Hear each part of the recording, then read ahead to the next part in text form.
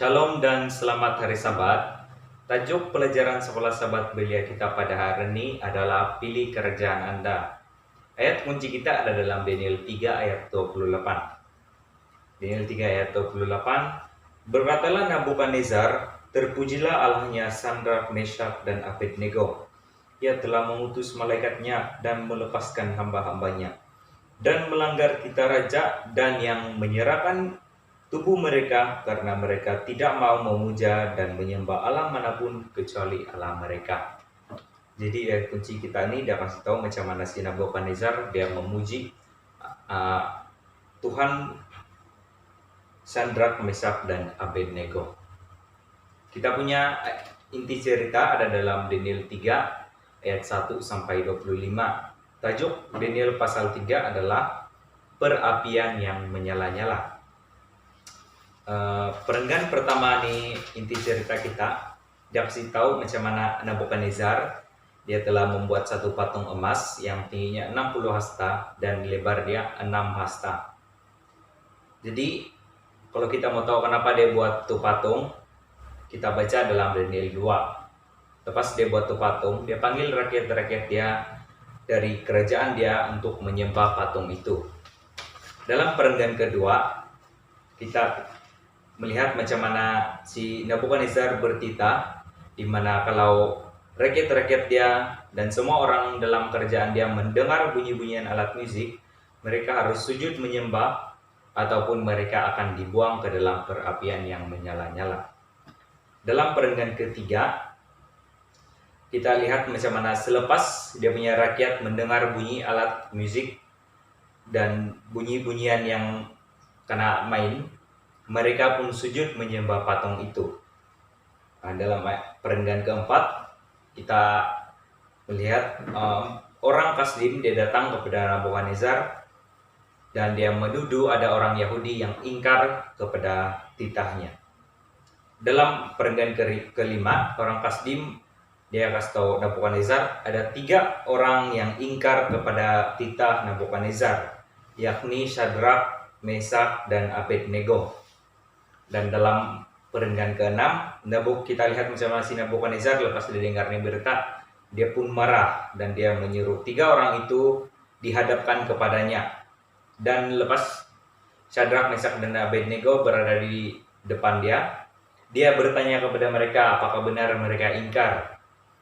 Lepas dia kasih tahu itu, dia cakap, dia bagi lagi satu peluang, di mana kalau orang dengar tuh bunyi-bunyian alat musik, mereka harus sujud. Kalau tidak, mereka akan dicampakkan ke dalam perapian yang menyala-nyala. Dan Nabukadnezar juga bercakap, dan dewa manakah yang akan menyelamatkan kamu? Bercakap. Dalam perenggan ke-7 kita mendengar jawaban Sadrak, Meshach, dan Abednego. Di mana jawaban orang adalah, jika Allah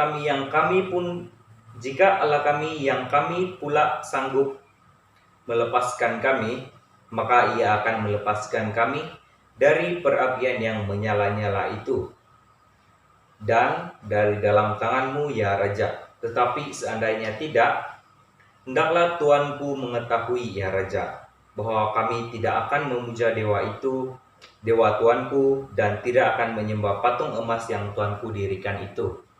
Jadi dalam perenggan ke-7 ini kita lihat macam mana dorang si Daniel telah memilih kerajaan mereka. Walaupun mereka sedang menghadapi apa yang mungkin akan membunuh mereka, mereka tetap tidak mau sujud.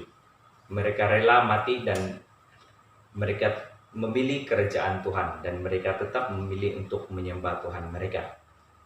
Jadi dalam perenggan ke-8 kita lepas si Nabukadnezar mendengar jawaban ini, dia pun marah dan dia menyuruh orang-orang dia memanaskan perapian itu 7 kali lagi panas, dan dia minta orang-orang yang kuat dari tentera dia untuk mengikat dan mencampakkan mereka ke dalam perapian.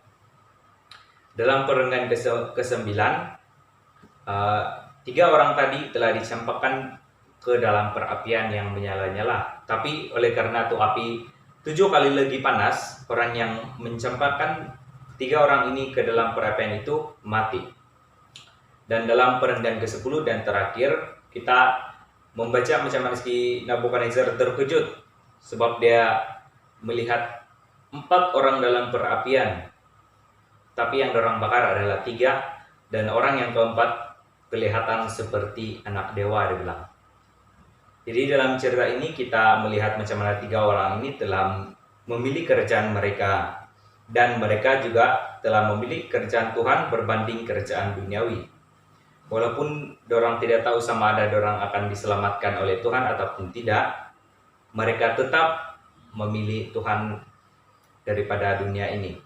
Itulah yang patut kita contohi dan yang kita boleh belajar daripada pelajaran ini. Kalau kita mau tahu apa yang terjadi lepas itu, kita boleh baca dalam Daniel 3 ayat 26 sampai 30. Dan kalau kita mau tahu apa sebab Nabukadnezar membuat patung, kita boleh baca dalam Daniel 2. Terima kasih karena mendengar.